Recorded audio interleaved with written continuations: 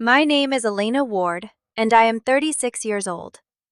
For 5 years, my family told everyone I had abandoned them.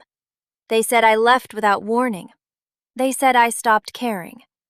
They said I became selfish after I moved away and finally started earning good money. They never told anyone why I left. They never told anyone what happened the night I packed one suitcase, walked out of my childhood home, and promised myself I would never come back. Until the day my younger sister found me. It was a rainy Thursday morning in March. I was standing in my kitchen making breakfast for my son when someone knocked on my front door. Not rang the bell, knocked. 3 slow knocks. The kind of knocks people make when they are afraid of what will happen after the door opens. I remember looking at the clock.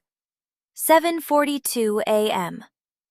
My son Noah was sitting at the table wearing pajamas with dinosaurs on them, completely focused on cutting his pancakes into tiny squares. He looked up. "Mommy, are we getting a visitor?"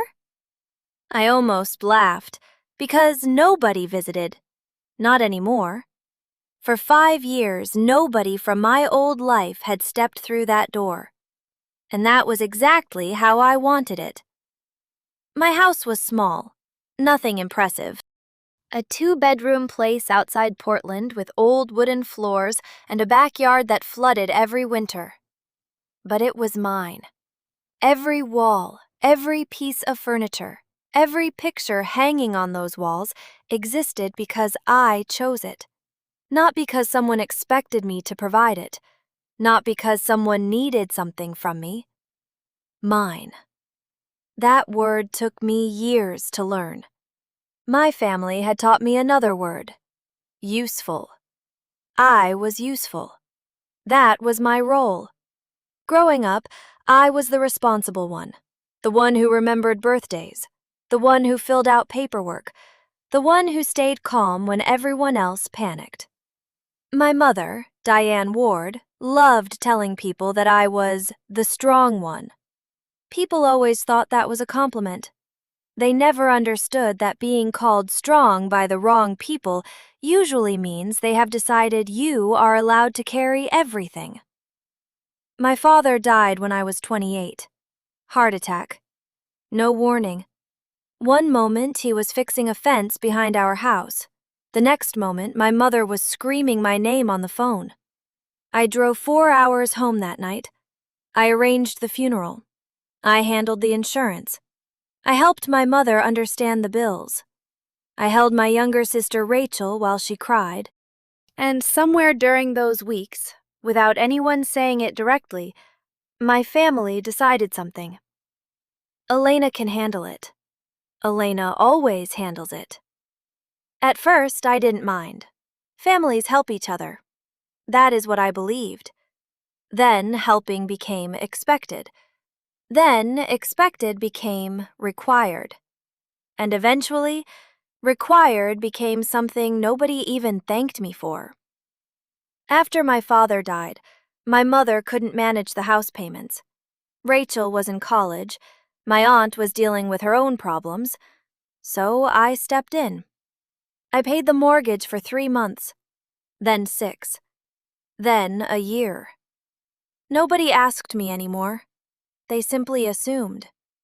Every month on the first Friday, money left my account. $900. Sometimes $1,200. Sometimes more. A medical bill, a repair, a forgotten payment, a small emergency. There was always something. My mother had a special talent. She never demanded.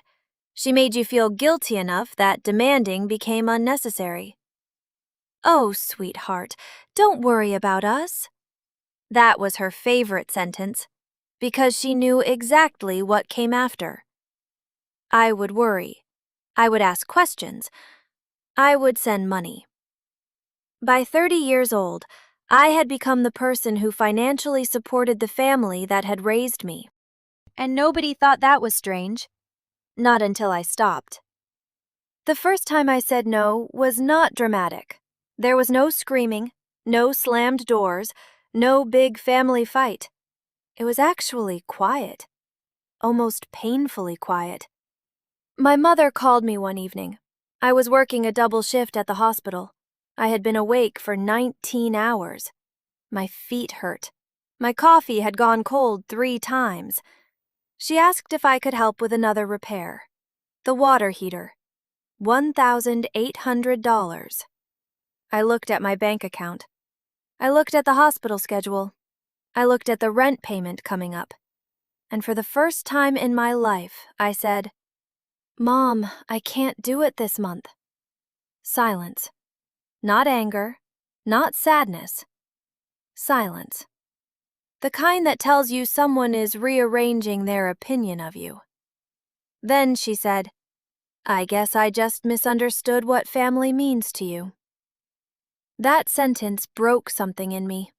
Not because it was cruel, because it was familiar. My entire life, love had come with an invoice.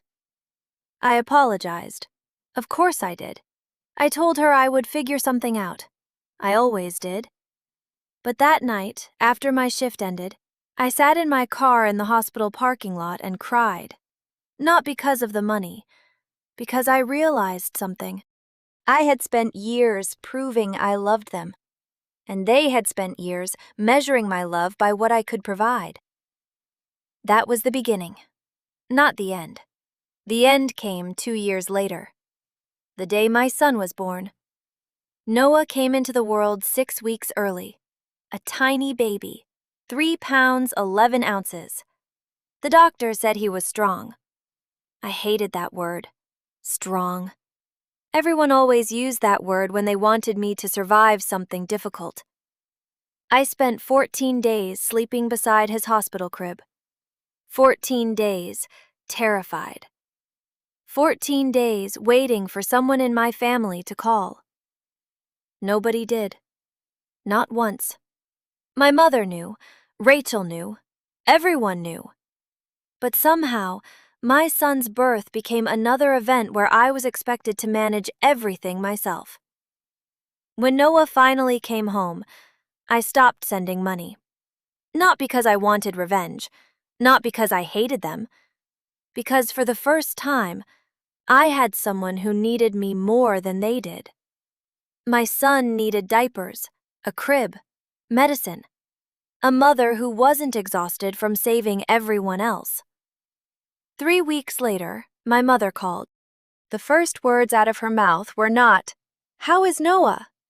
Not, "Are you okay?" Not, "How scary that must have been." She said, "So I guess this is how it is now." I knew immediately what she meant. The money. Not the baby. The money. I remember looking at my newborn son sleeping in my arms, and something inside me finally became clear. I could spend my whole life trying to earn a place in my own family. Or I could build a home where nobody had to earn love. I chose my son, and that choice destroyed everything. For the next 5 years, I heard nothing. No calls, no birthday messages, no Christmas cards, nothing. Then one morning, my sister Rachel appeared at my door. The rain was still falling. She stood there holding an envelope. She looked older, not physically, emotionally, like someone who had finally discovered a truth they weren't prepared to carry. She didn't say hello. She didn't hug me. She just looked past me, at the kitchen, at Noah, at the life I built. Then she whispered, "Elena?" Her voice cracked. "Mom never told us the whole story." I didn't answer, because after 5 years, I already knew. People who hide the truth always tell you a version of it. The question is never whether there is a story. The question is, whose story is it? Rachel looked down at the envelope in her hands. "It's from Grandma." My grandmother. The one person in my family who had always seen more than she said. The one person who never asked me for anything. Rachel swallowed. She wants you to come home. I almost laughed. Home. Funny word. Because sometimes the place you were born is the place where you learned you were never truly safe. I looked at my son, then at my sister, then at the envelope. And I knew one thing. Whatever was inside that envelope was going to change everything. Because after 5 years of silence, my family had finally found the courage to tell the truth. And I had finally become strong enough to hear it. I stared at the envelope in Rachel's hands for almost a full minute. 5 years. 5 years of silence. 5 years of birthdays that passed without a message. 5 Christmas mornings where I looked at my phone even though I knew nobody would call. And now, my grandmother's handwriting was sitting in front of me. A handwriting I remembered from childhood. The same handwriting that used to appear on birthday cards with $10 folded inside, and a sentence that always said, "Never forget who you are." Funny how those words stayed with me. Because for years, everyone else seemed determined to tell me exactly who I was. The selfish daughter. The ungrateful sister. The woman who left. Rachel shifted on my porch. "Can I come inside?" I almost said no. Not because I hated her, because I didn't know what version of Rachel was standing there. The Rachel I remembered was my little sister, the girl who used to follow me everywhere, the girl who cried when I left for college, the girl who once told me I was the only person in the family who really listened to her. But 5 years changes people. Sometimes distance protects you. Sometimes distance reveals things. I stepped aside. "Come in." She walked slowly into my house, and I noticed something strange. She looked nervous. Not guilty. Nervous. Like she was entering a place where she knew she didn't have permission to be. Her eyes moved around the room. The pictures on the wall, the bookshelves, the small drawings Noah had made at preschool, the framed photo of me holding him on the day we brought him home. "This is beautiful," she whispered. I didn't answer, because I knew what she meant. Not the house. The life. She sat at the kitchen table, the same table where I had eaten breakfast with my son every morning. The same table where nobody had ever asked me to sacrifice anything. "Mom said you hated us." There it was, the first stone, the thing we both came here to talk about. I looked at her. "And you believed her?" Rachel looked down. I did. The honesty surprised me. I expected excuses. I expected some version of, "I didn't know. I was confused. Mom made it seem like." But she didn't hide. And somehow that hurt more. Why? She rubbed her hands together. Because she cried. I almost smiled. Not because it was funny, because it was exactly what my mother had always done. My mother never won arguments. She won sympathy. "She told everyone you changed after Dad died," Rachel continued. "She said money made you different." I felt something cold move through me. Money. Of course. It always came back to money. "She said you stopped answering calls. She said you wanted nothing to do with us." I laughed quietly. "Rachel, I didn't stop answering calls." Her face changed. "What?" "I stopped answering requests." Silence. The kind of silence where someone realizes the story they believed has missing pages. I stood and walked to the cabinet. I pulled out an old folder. I had kept everything, not because I wanted revenge, because I needed proof that I wasn't imagining my own life. Bank transfers, messages, receipts, dates, years of evidence. I placed the folder on the table. Rachel didn't touch it immediately. "What's this?" "Everything."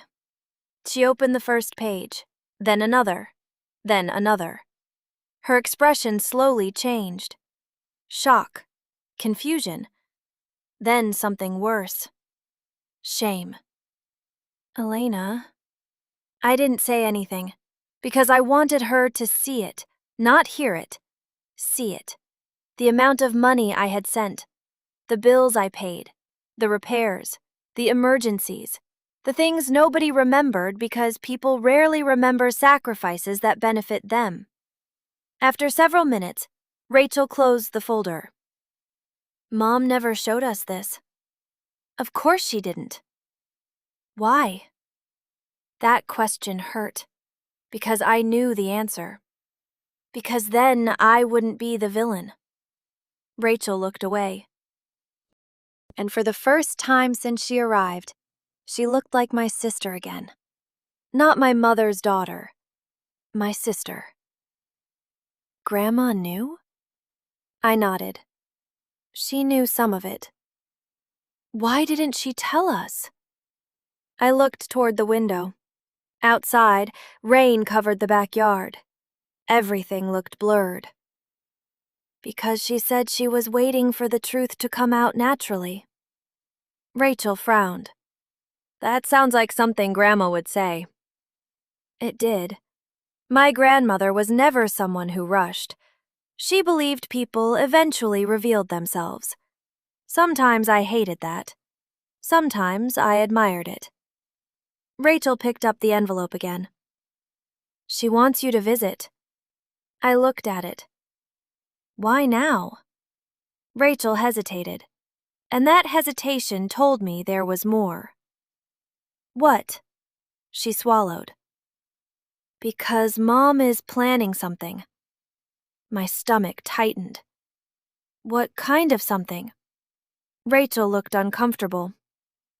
"A family gathering." I laughed once. A family gathering. Those words sounded innocent. They weren't.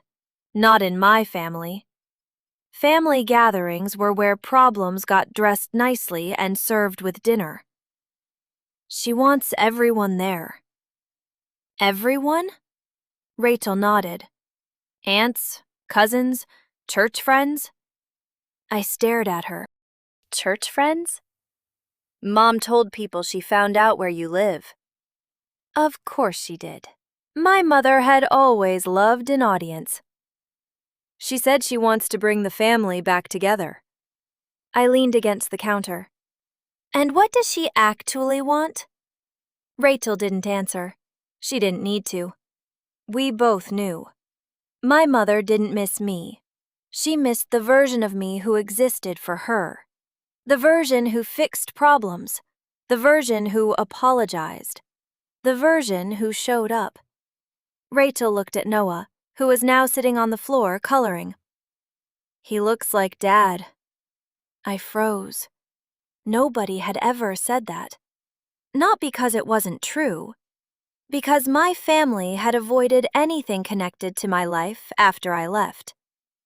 Rachel smiled sadly. "His eyes." I sat down. "His name was almost Michael." Rachel looked at me. "Why didn't you tell us?" The question was quiet, not accusing, just broken. And maybe that was why I answered. "Because nobody asked." Rachel looked like I had slapped her, but it was the truth. Nobody asked. That sentence sounds simple, but people don't understand what it means until they experience it. Nobody asked how I survived. Nobody asked how scared I was. Nobody asked how I buried my husband alone. Nobody asked how I became a mother while grieving the man I loved. They only asked when the money stopped. Rachel covered her mouth. You never told us he died? I shook my head. I tried. She closed her eyes, and I watched the guilt arrive. The real kind. The kind that doesn't need tears. The kind that sits quietly inside your chest. What was his name? Thomas. I smiled slightly. Thomas was the person who taught me I wasn't difficult to love. Rachel looked at me. What do you mean? I looked down at my hands. My whole life, I thought love meant being useful. The room was quiet. Then I met him. I remembered Thomas, the way he laughed, the way he cooked terrible pasta and insisted it was good, the way he would come home after work and ask me, "How was your day?" and actually wait for the answer. Not, "How much did you accomplish?" Not, "Who needed you?" Just, "How was your day?" That was love. Something simple. Something my family never understood. Thomas loved me when I had nothing to give him. Rachel wiped her eyes. Mom never talked about him. Because then people would ask questions. What questions? I looked at her. Like why I was alone. The answer sat between us. Heavy. True. Rachel stayed for almost 3 hours. She asked everything. About Thomas, about Noah, about the years she missed. And I answered. Not because everything was fixed. It wasn't. But because I was tired of carrying the story alone. Before she left, she stopped at the door. Elena. I looked at her. I'm sorry. 2 words. Simple. But after 5 years, they felt enormous. I didn't forgive her. Not completely. Forgiveness is not a light switch. It is a road, and sometimes you have to walk it slowly. But I believed her. That mattered. After Rachel left, I sat on my couch and opened Grandma's envelope. Inside was a letter, 3 pages, written by hand. My grandmother's handwriting shook in places, but every word was clear. My dear Elena, I have spent 5 years wondering if I should write this letter. Not because I didn't know the truth, because I did. I knew the day you left. I knew you were not running away. I knew you were saving yourself. I knew because I watched your mother slowly turn your kindness into an obligation. I read those words again and again. Then I continued. Your mother is not a cruel person, but she is a wounded person. And wounded people sometimes hurt others while convincing themselves they are protecting what they love. I stopped there, because that sentence was the most honest thing anyone had ever written about my mother. Not an excuse, not an attack. The truth. I kept reading. But Elena, understanding someone does not mean surrendering yourself to them. A person can have pain and still cause pain. A person can love you and still harm you. Both things can exist together. I put the letter down, because that was the thing I had spent years trying to understand. Maybe my mother loved me. Maybe she did. But love without respect becomes a cage, and I had finally escaped mine. The last page of the letter contained one sentence. I want to see you before I leave this world. That was it. No guilt, no pressure, no demand. Just a grandmother asking for her granddaughter. I looked at Noah sleeping on the couch. Then I looked at the rain outside. And I knew. I was going back. Not for my mother. Not for the family story. Not for forgiveness. I was going back because there was one person there who had loved me without needing anything from me. My grandmother. The next morning, I called Rachel. I'm coming. She was silent. Then, "Thank you." I almost corrected her, because she was thanking me like I was doing something for them. But I stopped. This time I wasn't going back because I was needed. I was going back because I chose to. And there is a difference. A huge one. But I didn't know yet that my mother had been preparing for my return. I didn't know she had already told everyone a story.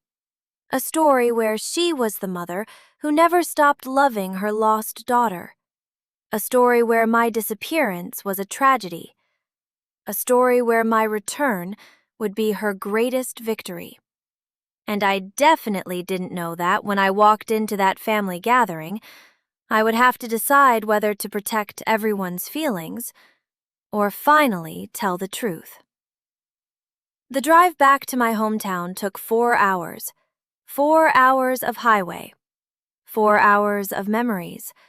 4 hours of wondering if I was making the biggest mistake of my life. Noah sat in the back seat, completely unaware that we were driving toward the place where his mother had lost everything and found herself at the same time. He was 6 years old now, old enough to ask questions, young enough to believe every answer mattered. "Mom?"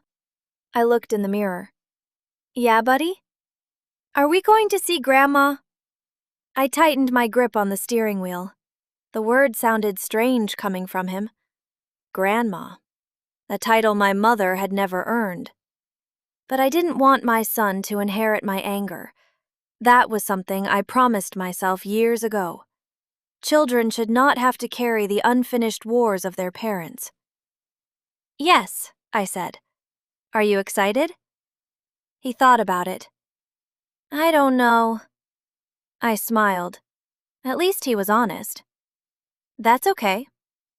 He looked out the window. "Do I have other family?" That question hit harder than I expected, because I knew one day it would come. Every child eventually wonders where they come from. Every child wants to know who came before them. "You do," I said softly. "Your family is complicated." Noah turned around. "Complicated?" I laughed quietly. "Yeah." "Like math?" "Exactly like math." He seemed satisfied with that answer. Kids are amazing. Give them a simple explanation, and they accept it. Adults are the ones who make everything impossible. We arrived in town just before sunset. I knew the streets immediately. The old grocery store, the park where Rachel and I used to ride bikes, the church where my mother had spent more time than she ever spent listening to me. Some places don't change. They just wait for you to come back different. My grandmother lived on the same street, the same little white house, the same porch, the same flower garden she had cared for every spring. But she looked smaller. That was the first thing I noticed. My grandmother June had always seemed impossible to break. When I was a child, I thought she would live forever. She was the person who knew everyone's secrets, the person people came to when they needed advice, the person who could silence an entire room with one look. Now she stood at the doorway holding a cane, and when she saw me, her face changed. Not dramatically, not like in movies. Something quieter, like a person finally putting down a weight they had carried too long. "Elena." That was all she said. And then I was in her arms. For the first time in 5 years. Someone hugged me without needing anything from me. I cried. I hated that I cried. Not because I was ashamed, because I realized how long I had gone without being held. My grandmother pulled back and touched my face. "You look tired." I laughed through tears. "Hello to you too." She smiled. "Still making jokes when you are hurting." I looked away. She always knew. Always. Noah stepped forward. Hi. My grandmother looked at him, and everything stopped. I watched her realize. The eyes, the face, the little expressions. Pieces of people we lose showing up again in unexpected places. Oh, her voice broke. Oh my goodness. Noah looked at me. Mom? I nodded. This is Grandma June. He smiled. Hi, Grandma June. My grandmother covered her mouth, and for a moment she wasn't an 80-year-old woman. She was just a grandmother meeting the child she thought she would never see. She sat down on the porch steps. Noah immediately started telling her about dinosaurs. Within 5 minutes, they were talking like they had known each other forever. I watched them, and something inside me hurt. Not because it was beautiful, because it was beautiful. And I wondered how many moments like this my family had missed. Not because of distance, because of pride. That evening, after Noah fell asleep upstairs, my grandmother and I sat in the kitchen. The same kitchen where I used to bake cookies with her. She poured tea. You are wondering why I waited? I looked at her. Yes, she nodded. I deserve that question. The honesty surprised me. She stared at her hands. I wanted to tell you many times. Why didn't you? She took a breath. Because your mother made sure every message went through her. I frowned. What? After you left, I asked where you were. And? She said you wanted space. My stomach tightened. She told you that? Yes. And you believed her? My grandmother looked at me. No. The answer came immediately. No? Elena, I have known your mother for 60 years. She looked toward the window. I know when she is telling the truth. A pause. And I know when she is telling a version of the truth. That sentence stayed with me. A version of the truth. Maybe that was the most dangerous kind of lie, because people can defend it. They can convince themselves. They can say, I didn't lie. I just didn't mention that part. My grandmother continued. Your mother told people you left because you were angry. I was angry. Yes, she looked at me. But anger was the smoke. The fire was something else. I stayed quiet. The fire was that you finally realized nobody was coming to save you. Those words landed somewhere deep, because they were exactly right. I had spent years waiting for someone to notice, waiting for someone to say, Elena, you do too much. Elena, you need help. Elena, you deserve care too. Nobody said it. So eventually, I stopped waiting. My grandmother reached into a drawer. She pulled out a small box. Inside were letters, dozens of them. My letters, my Christmas cards, my updates, pictures of Noah. I stared. You kept them? Of course. I touched one. Why didn't you answer? Her eyes filled. I tried. My heart stopped. What? I wrote back. She opened another envelope.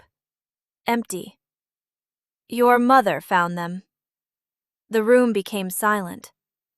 She took them? My grandmother nodded.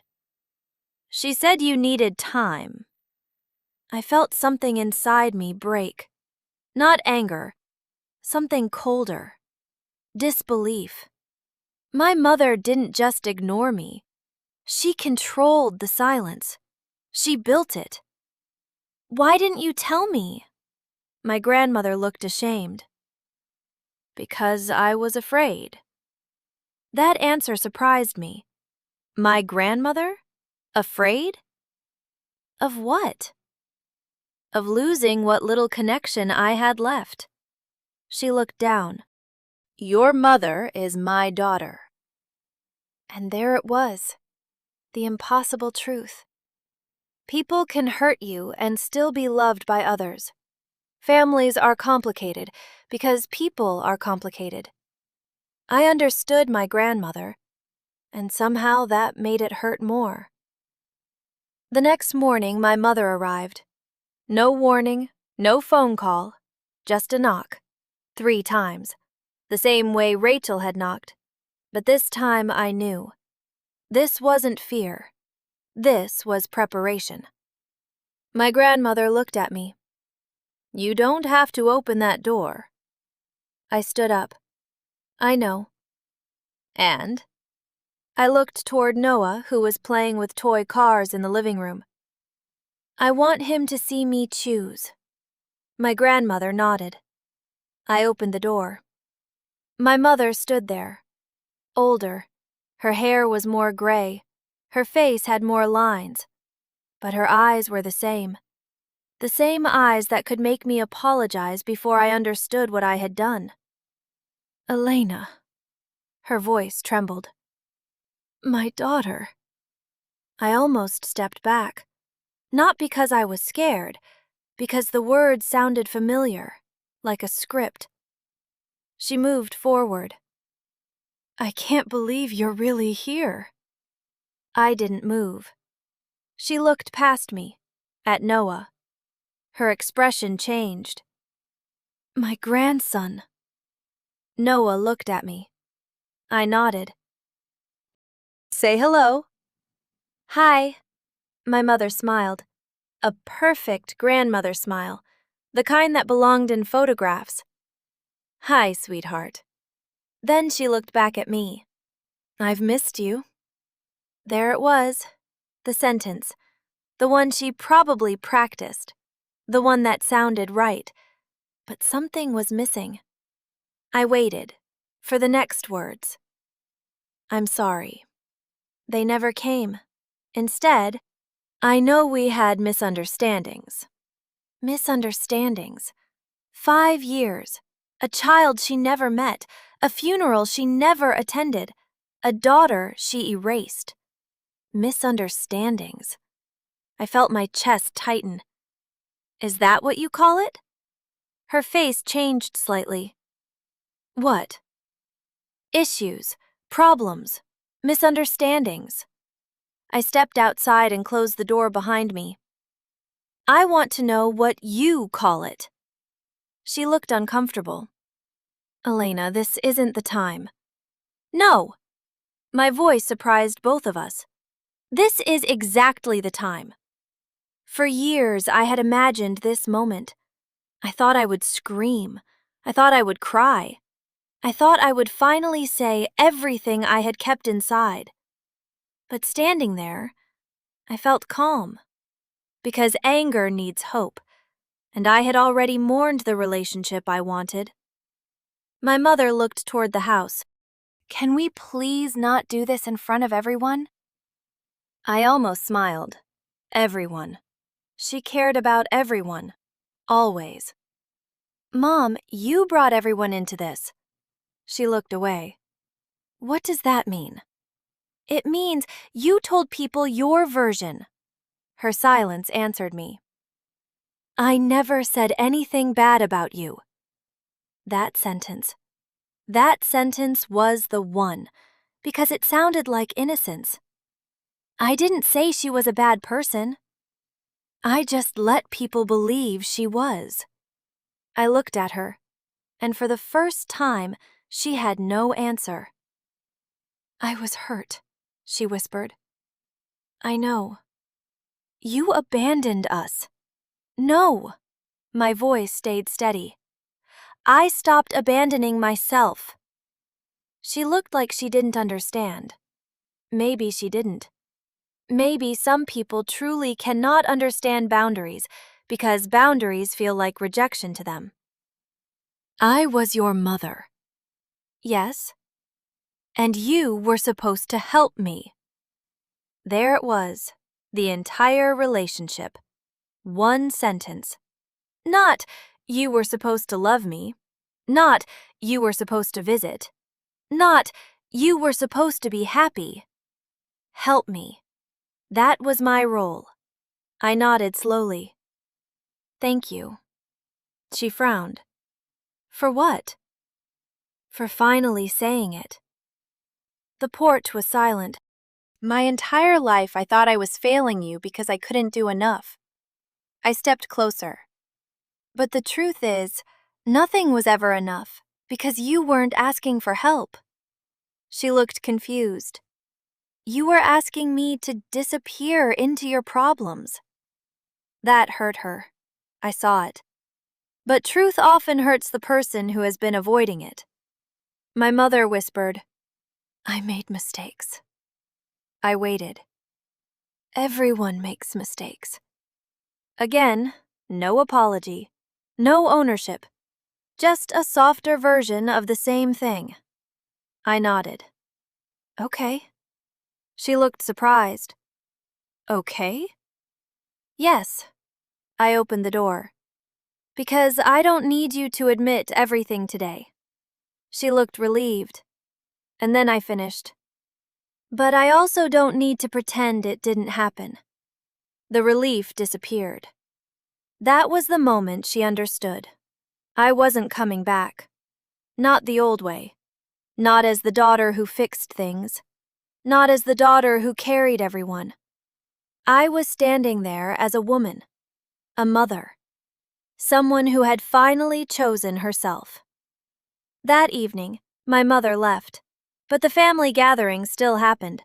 Because my mother had already planned it. And she had no intention of giving up her story. The next day, I received a message from Rachel. Mom told everyone you are coming tonight. I stared at the phone. Then another message appeared. She thinks this is her chance to make everything normal again. I looked at Noah, then at my grandmother, and I knew. The hardest part wasn't coming home. The hardest part was deciding whether I was finally ready to let everyone hear why I left. The family gathering started at 6 in the evening. I knew exactly what it was going to be before I even arrived. A performance.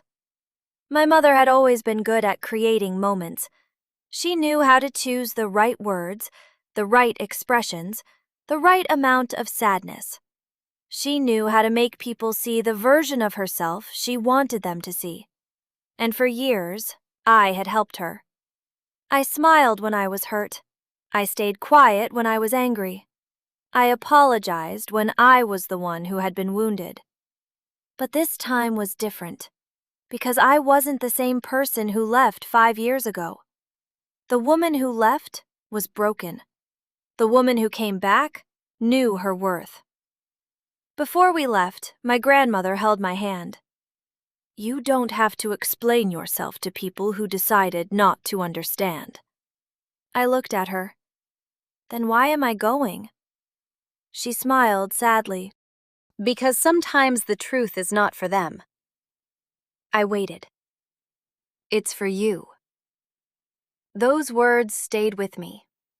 So I went. The gathering was held at my mother's house, the same house where I grew up, the same place where I learned how to become invisible. The driveway was full, cars everywhere. My mother's message had spread. Of course it had. When we walked inside, every conversation stopped. That was the first thing I noticed. Silence. Not comfortable silence, the kind where people are watching you, studying you, trying to decide if you match the story they were told. My Aunt Linda hugged me immediately. Oh my God, Elena! She squeezed me tightly. I can't believe you're finally here. Finally. Another word that sounded innocent, but carried blame. I smiled politely. It's been a while. She pulled back. You look good. I nodded. Thank you. Then she lowered her voice. Your mother has been devastated. I looked at her. Has she? Linda froze for half a second. A small moment, but I noticed. Because people reveal themselves in small moments. She didn't ask, "What happened?" She didn't ask, "Are you okay?" She defended my mother before she even knew what I was going to say.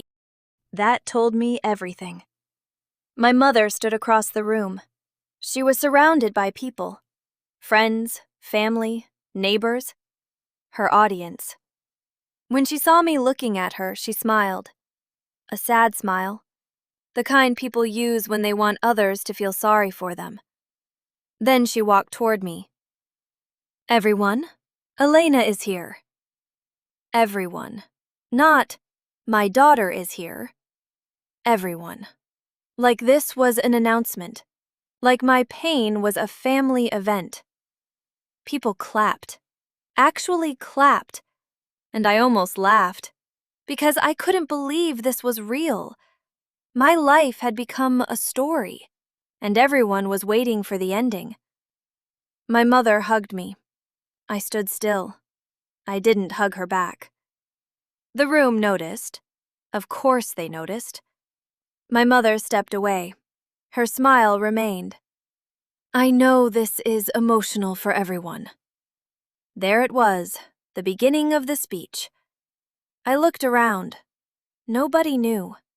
Nobody knew what happened behind closed doors. Nobody knew the nights I cried in my car. Nobody knew how many times I chose between helping my family and helping myself. Nobody knew. Because my silence had protected everyone except me. Dinner started, and for the first hour, everything was exactly what I expected. Small talk, fake smiles, careful questions. So, where are you living now? How is work? How is your son? Nobody asked, "Why did you leave?" They were waiting for my mother to tell them. And eventually she did. After dessert. Of course, after dessert. My mother stood up. She tapped her glass. Everyone looked at her. I want to say something. I looked down. Here we go. I know the last few years have been difficult. A few years. Not 5, not half a decade. Just a vague amount of time. My family has been through pain. She looked at me. I lost my daughter. The room became quiet. I felt every eye move toward me. There it was. The story. The version where she was abandoned. Where she was the victim. Where my pain didn't exist. My mother continued. I don't blame Elena. That sentence almost made me laugh. Because whenever someone says they don't blame you, they usually spend the next few minutes explaining why they do. I know she was struggling. Struggling. Another word, small enough to hide everything. I know she needed space. Needed space. Not protection, not healing. Space. Like I had simply taken a vacation from my family. I just want my daughter back. People sighed. Someone cried. My aunt reached for my mother's hand, and I sat there, quiet, until my mother looked at me. Elena? Everyone turned. She had invited me into the performance, but she made one mistake. She thought I still needed her approval. I stood. My legs were shaking, but my voice wasn't. I think everyone deserves to hear the truth. The room changed, immediately. My mother smiled nervously. Elena, maybe this isn't the time. I looked at her. You chose the time. Silence. I walked toward the center of the room, and for the first time in my life, I stopped protecting everyone else. I want to start by saying something. I looked around. I loved my family. Nobody expected that. I still do. My mother looked relieved, but I continued. Love was never the problem. I took a breath. The problem was that I thought love meant sacrificing myself until there was nothing left. Nobody moved. I was 28 when Dad died. I looked at my aunt. You all remember that? People nodded. I remember too. My voice became softer. I remember arranging everything. The funeral, the paperwork, the bills, the things nobody wanted to deal with. I looked at my mother. I remember paying the mortgage because Mom couldn't. Her expression changed, just slightly. I remember paying repairs, medical expenses, emergency bills, things that were always temporary, but somehow lasted years. Nobody spoke. How much did you tell them, Mom? She looked uncomfortable. What? How much did you tell them about the money? Silence. That was my answer. I continued. I don't say this because I want praise. I looked at Noah. I say this because I want the truth. I told them everything. Not dramatically, not with anger. Just facts, dates, amounts, years. I told them about the hospital, about Noah being born early, about nobody calling, about becoming a mother alone, about realizing I had spent my entire life being needed, but never being cared for. By the time I finished, nobody looked comfortable. Good. Truth was never comfortable. My mother was crying, real tears this time, and for a second, I almost felt guilty. Almost. Then I remembered something. Guilt was the chain I had spent years breaking. My mother finally spoke. I didn't know you felt that way. I looked at her. That sentence. The most painful sentence. Because maybe she really didn't know. Maybe she had been so focused on what she needed that she never saw what I was losing. That's the problem, my voice cracked. You didn't know because you never asked. The room was silent. I didn't need a perfect mother. I looked at her. I needed one who noticed. My mother covered her face, and for the first time she looked small. Not powerful, not controlling. Just human. A wounded person. A person who had made mistakes, but mistakes still have consequences. Rachel stood up. I need to say something too. Everyone looked at her. She looked terrified, but she continued. I believed Mom. My heart hurt, but I respected her honesty. I believed Elena left because she didn't care. She looked at me. I'm sorry. I nodded. Not because everything was fixed, because she was finally telling the truth. My grandmother, sitting in the corner, watched quietly. Then she said, Sometimes the person who leaves is not the one abandoning the family. Everyone looked at her. Sometimes the person who leaves is the one who finally refuses to disappear. Nobody spoke after that. Not for a long time. The gathering ended differently than my mother planned. There was no perfect reunion, no magical forgiveness, no moment where everyone hugged and forgot the past. Real life doesn't work like that. Healing is not a movie scene. It is 1,000 small decisions. It is choosing honesty when lying is easier. It is choosing boundaries when guilt feels familiar. 3 months passed. I stayed in contact with my grandmother.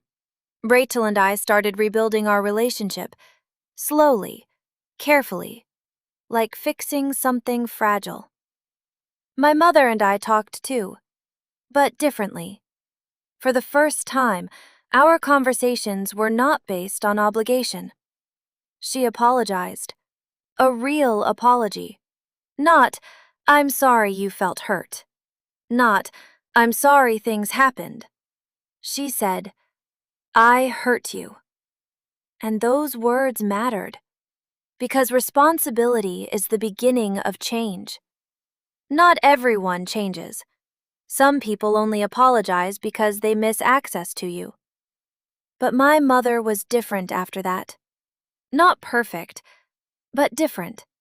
She started therapy. She learned to ask questions. She learned that love is not measured by sacrifice. My son grew to know his grandmother. Not the grandmother from the stories, the real one. A complicated woman. A flawed woman. A woman trying. And maybe that was enough. Years later, I stood in my grandmother's garden. The same garden where I had learned that love and pain could exist together. She passed away peacefully that winter. Before she left, she gave me one final letter. One sentence stood out. "Elena, never confuse being needed with being loved." I kept that sentence because it changed my life. For years, I thought my value came from what I could carry, how much I could fix, how much I could give. But I learned something. The people who truly love you don't need you to destroy yourself to prove it. They don't ask you to disappear.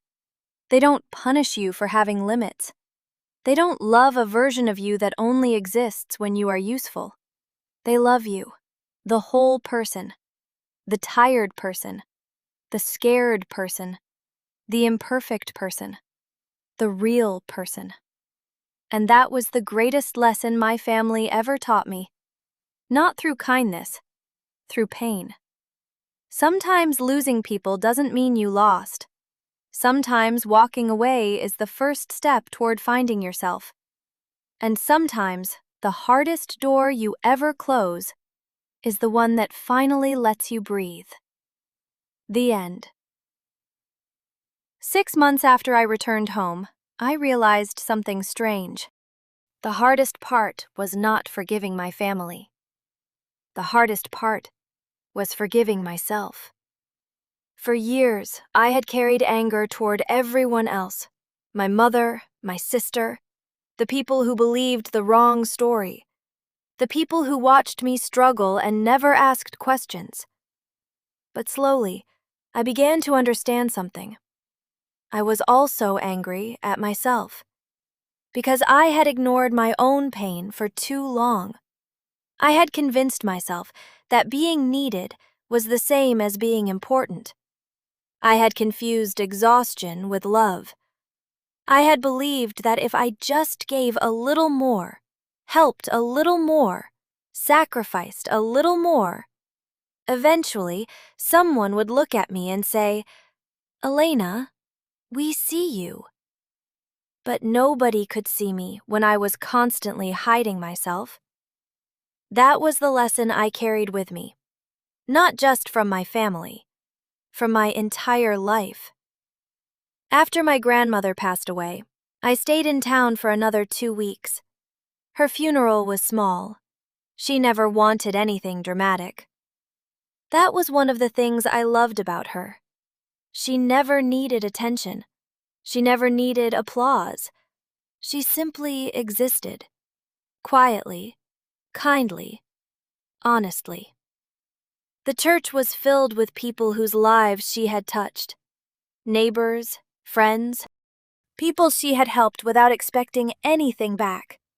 And sitting there, listening to them speak about her, I realized something. My grandmother had been the only person in my family who understood the difference between helping someone and carrying them. She helped people stand. She never asked them to sit on her shoulders. After the service, everyone gathered outside. Rachel stood beside me. For a while, neither of us spoke. Then she said, "I wish I had known." I looked at her. Known what? Known what was happening. I looked toward the church. Would it have changed anything? She was quiet. I don't know. That was the honest answer, and I appreciated it. Because for so long, everyone had tried to rewrite the past. Everyone wanted to say, if only. If only someone called. If only someone asked. If only someone noticed. But life doesn't work that way. The past does not open its door just because you regret standing outside. You were young, I told her. Rachel shook her head. I was old enough. I looked at her. Maybe. She wiped her eyes. But I should have asked. That was the thing about Rachel. She didn't defend herself anymore. She didn't make excuses. She accepted her part. And that mattered. Because people can make mistakes. The difference is whether they build a home inside those mistakes, or whether they leave. My relationship with my mother changed slowly, very slowly. There were no magical mornings where everything felt normal. There were no sudden moments where we became the perfect mother and daughter. Actually, the first few months were uncomfortable, almost painfully uncomfortable, because we were learning how to talk without pretending. Before, every conversation had a purpose. She called because she needed something. I answered because I felt guilty. That was our pattern. Now we had to learn how to simply exist. One afternoon, she called me. How was your day? A simple question, but I froze. Because nobody in my family had asked that question without wanting something afterward. I almost gave my usual answer. Fine. But then I stopped, and I told the truth. Actually, difficult. She was silent. Then, do you want to talk about it? I looked at my phone. That sentence felt strange. Not because it was complicated, because it was new. Someone was asking, and they were willing to listen. So I talked. Not about money, not about the past, just about life, work, Noah, the normal things I had always wanted to share. And for the first time in years, I felt like I was talking to my mother, not a person I was responsible for. My mother. Noah changed too. Children notice more than adults think. He knew our family was complicated, but he never carried the anger. That was something I protected carefully.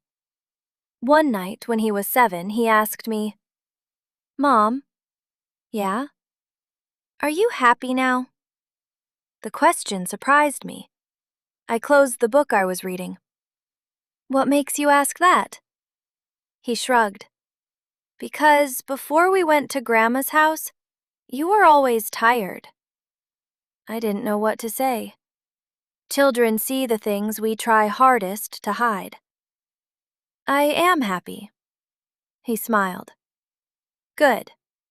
Then he went back to his toys, like it was the simplest thing in the world. But it stayed with me, because he was right. Before I left, I survived. After I left, I lived. There is a difference, a huge difference. A year after everything happened, my mother asked me to meet her for coffee. Just us. No family, no audience, no performance. I almost said no. Old instincts, old fears. But then I remembered something. Boundaries were not walls. They were doors. And I was allowed to decide when they opened. So I went. She looked nervous, my mother, the woman who used to control every room she entered. Nervous. That alone showed me something had changed. I wanted to tell you something, she said. I waited. I've been thinking about what you said. I looked down at my coffee. What part? She took a breath. That I loved what you gave me more than I loved who you were. The words were hard for her, I could tell. I hated hearing it. I nodded. I know. But I think it was true. That sentence mattered, more than any apology before it, because she wasn't defending herself. She wasn't explaining. She was accepting. I spent years telling myself I was protecting the family. She looked out the window. But maybe I was protecting myself from admitting I was wrong. I didn't say anything. Some moments don't need advice. They need space. I am sorry, Elena. My eyes filled slightly. Not because everything disappeared. It didn't. Because sometimes the apology you waited years for still carries the weight of everything that happened before it. I am sorry I made you feel like your value came from what you could do for us. She looked at me. You were my daughter. A pause. Not my solution. I looked away, because that was the sentence I had needed my entire life. Not, thank you for helping. Not, thank you for saving us. Just, you were my daughter. Over time, our family changed. Not completely. Families rarely transform overnight. But things became healthier. Rachel and I became close again. Not the way we were as children. Something better. Something adult. Something honest. She visited often. Noah loved her. She became the aunt who showed up. The aunt who remembered birthdays. The aunt who called just to talk. The aunt who learned from her mistakes. And every time she apologized for the past, I told her the same thing. Don't spend your life punishing yourself for what you didn't know. Because I understood something. Guilt can become another form of selfishness. Sometimes people hold on to guilt because it keeps the focus on their pain. Real change is different. Real change is doing better. 2 years later, I went back to my grandmother's house. It had been sold. But before it was sold, my mother gave me a box. Your grandmother left this for you. Inside were pictures, old letters, a small necklace, and one final note. I opened it carefully. My grandmother's handwriting, still familiar, still comforting. My dear Elena, if you are reading this, it means I am gone. I know you. You are probably trying to be strong. Stop. You don't always have to be strong. That sentence made me smile, because even after death, she knew exactly what I needed to hear. The letter continued. Your greatest mistake was believing that being loved required you to suffer. It does not. The right people will not ask you to break yourself just to prove your heart is big. Remember this. A person who truly loves you will never be afraid of your boundaries. They will respect them. They will not ask you to become smaller so they can feel bigger. They will not ask you to disappear so they can feel comfortable. They will let you be exactly who you are. I stopped reading for a moment, because those words were everything. Everything I had spent years learning. At the bottom of the page was one final sentence.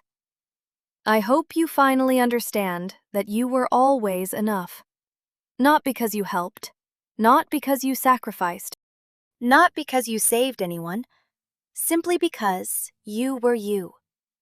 Years later, when Noah was older, he asked me about my family. We were sitting outside, watching the sunset. Do you regret leaving? I thought about it, really thought about it, because there was a time when I asked myself that question every day. Did I do the right thing? Did I give up too much? Did I lose years I could never get back? But now? No. I regret that it had to happen that way. I looked at him. But I don't regret choosing myself. He nodded. That's important. I smiled. Who taught you that? He laughed. You did. Maybe I did. Maybe that was the greatest gift I gave my son.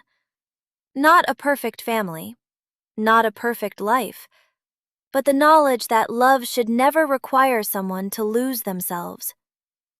People often ask me if I forgave my mother.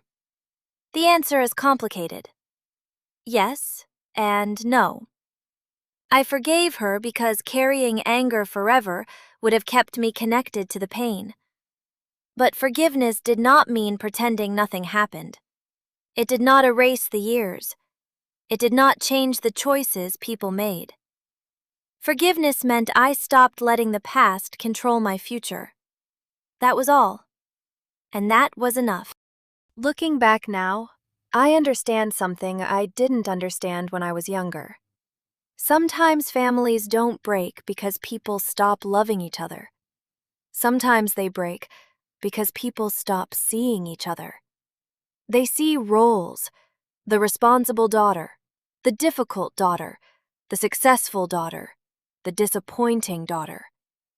But behind every role is a person who gets tired, a person who gets hurt, a person who needs love without conditions. For most of my life, I was the person everyone called when something went wrong. The fixer, the helper, the strong one. But I learned something important. Strong people need support too. Caregivers need care. The people who give the most often need someone to ask, "How are you?" and actually wait for the answer. Today, my life is not perfect.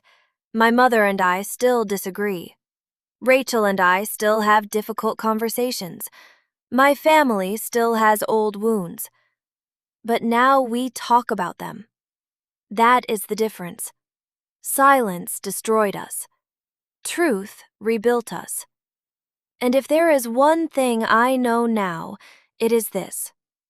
Never let someone convince you that loving yourself is selfish. Never let someone make you feel guilty for needing respect. Never confuse being useful with being loved, because your worth was never measured by how much pain you could survive. Your worth was always there, before anyone needed you, before anyone praised you, before anyone depended on you. You were already enough. And sometimes, the bravest thing a person can do is walk away from the people they love until they finally learn how to love themselves.